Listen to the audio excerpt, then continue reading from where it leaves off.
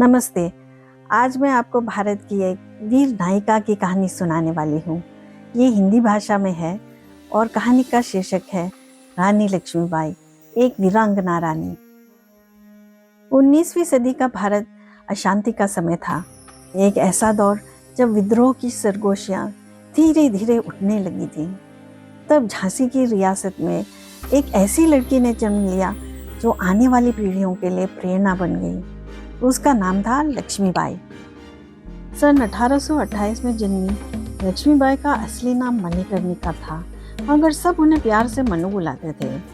जब वो केवल 4 साल की थी तब दुर्भाग्यवश उनकी माँ का देहांत हो गया।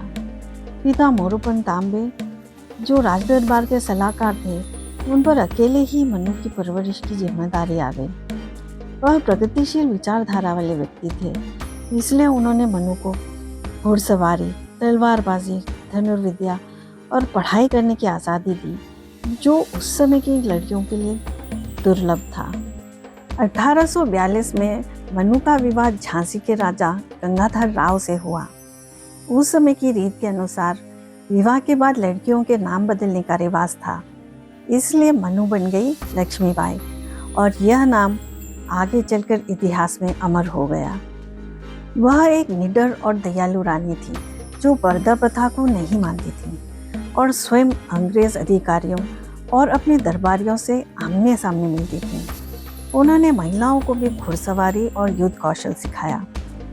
उस दौरान ब्रिटिश ईस्ट इंडिया कंपनी व्यापार और सेना के जरिए धीरे धीरे भारत पर कब्जा जमा रही थी।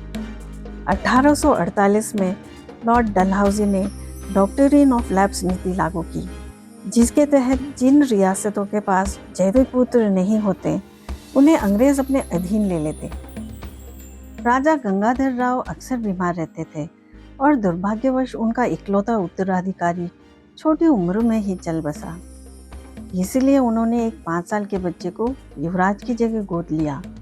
पर 1853 में राजा की मृत्यु के बाद अंग्रेजों ने उस गोद लिए उत्तराधिकारी को मान्यता देने से इनकार कर दिया।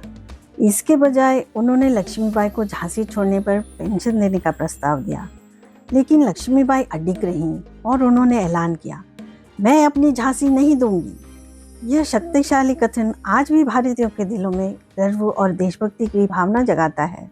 कुछ ही समय बाद अंग्रेजों ने झांसी को अपने अधीन कर लिया। लक्ष्मीबाई ने उन्हें पत्र और निवेदन भेजे, पर सभी अनसुने कर दिए गए। तब उन्होंने ब्रिटिश सेना के खिलाफ खुद लड़ने की ठानी और 1857 के प्रथम स्वतंत्रता संग्राम की अग्रणी बनी। उनकी सेना में पुरुष और महिलाएं दोनों थे और रानी स्वयं सैनिकों का नेतृत्व कर रही थी। युद्ध कवच पहनकर अपने पुत्र को पीठ पर बांधकर वह युद्ध भूमि में कूद पड़ी और विजय हुई।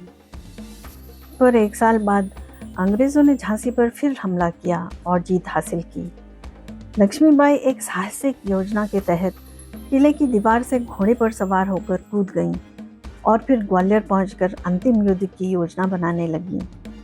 जून 1858 ग्वालियर में अंग्रेज़ों के विरुद्ध युद्ध में वह बाघिन की तरह लड़ते हुए वीरगति को प्राप्त हुईं। उनकी अंतिम इच्छा थी कि अंग्रेज उनका शरीर भी छू ना पाएं। आज तक उनकी समाधि का स्थान अज्ञात है। युद्ध के फलस्वरूप ईस्ट इंडिया कंपनी को भंग कर भारत सीधे ब्रिटिश राज के अधीन आ गया और डॉक्ट्रिन ऑफ लैप्स नीति हटा दी गई। रानी लक्ष्मीबाई प्रतिरोध, साहस और महिला शक्ति का प्रतीक बन गई। यहाँ तक कि अंग्रेजों ने भी स्वीकार किया कि वह भारतीय नेताओं में सबसे खतरनाक थी। झांसी की रानी कहलाना आज भी गर्व की बात है, क्योंकि यह नाम निर्भीकता, साहस और अडिग इच्छा शक्ति का प्रतीक है। हम उन्हें केवल एक रानी के रूप में ही नहीं, बल्कि एक दंतकथा, एक योद्धा, एक प्रेरणा के रूप में याद करते हैं, जो साम्राज्य से टकरा गई और झुकी नहीं। आज भी भारत उनकी वीरता को कुमारी सुभद्रा कुमारी चौहान की प्रसिद्ध कविता में गाता है। सिंहासन हिल उठे राजवंशों ने भ्रकुटी तानी थी, बूढ़े भारत में भी आई फिर से नई जवानी थी। बुंदेले हर बोलों के मुंह हमने सुनी कहानी थी, खूब लड़ी मर्दानी वो तो झांसी वाली रानी थी।